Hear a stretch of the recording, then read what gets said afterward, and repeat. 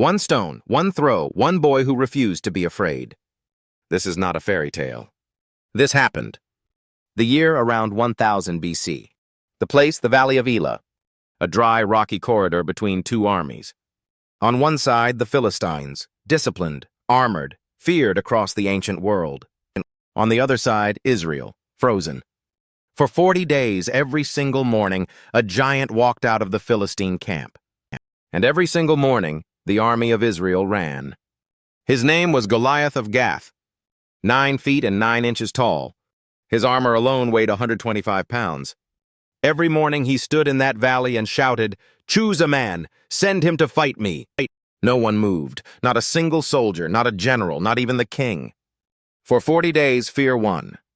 Then a boy arrived, not a soldier, not a warrior, a shepherd. 17 years old, his name was David. He came to deliver bread to his brothers at the front line, and he heard Goliath's voice echo through the valley. He looked around at the army, all of them silent, all of them retreating. David turned to the men beside him and asked, "Who is this man that he defies the armies of the living God?" His brothers were furious. "Go home, tend your sheep. You don't belong here." David didn't move.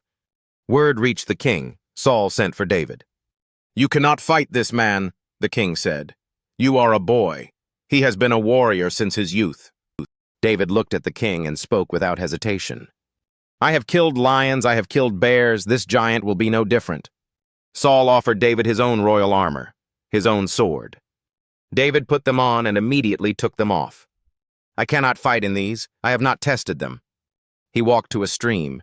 He bent down. He chose 5 smooth stones. He placed them in his shepherd's bag and walked toward the giant.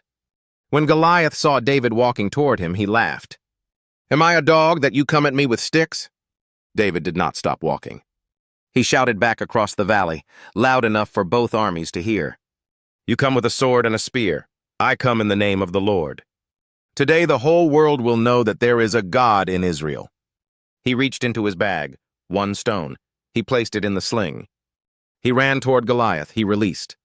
The stone struck the giant in the center of his forehead. Goliath fell face forward into the dust. The valley went silent. Then the Philistines ran. Here is what this story is really about. Every person alive has a Goliath. A diagnosis, a debt, a door that won't open. A voice that says, "You are too small for this." David's weapon wasn't the stone. His weapon was the decision to walk forward when everyone else walked back. The stone only worked because he threw it. What giant are you refusing to face? What stone is already in your hand? This story is from 1 Samuel chapter 17.